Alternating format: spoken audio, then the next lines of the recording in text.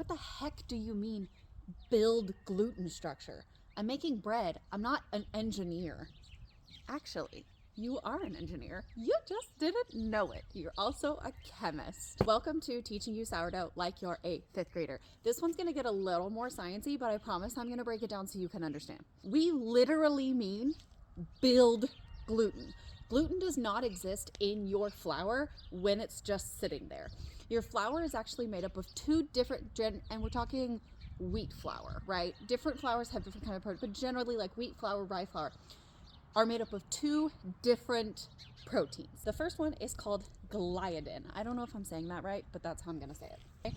You also have glutenin. Okay, this is the other type of protein that we find in flour. So you have gliadin and glutenin. These are your two proteins found in flour. They are not gluten yet.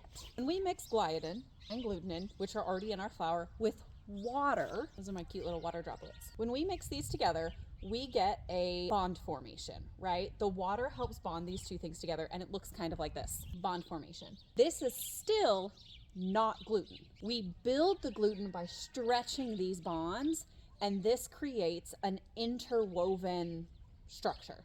That is our gluten. We have our bond formation. We do stretching. That's kneading, stretch and folds, coil folds, mixing in a mixer. All of those things stretch those bond formations, and we get gluten. Why is this important? You need this structure to be able to hold the gases that your yeast puts off. This is not going to hold gases that your yeast puts off. Okay, there's nowhere for it to hold. If we do stretching, we build the gluten, literally build the gluten structure. Our yeast is all in there. It starts putting off air bubbles, and this holds those gases from the yeast, and that's what builds your bread. So this is what we mean when we say build gluten. Okay, we are literally building the gluten structure to hold the gases that are put off from our yeast. Put down in the comments if you learned something that you did not know before. Remember, you've got this. I believe in you. Go make some bread.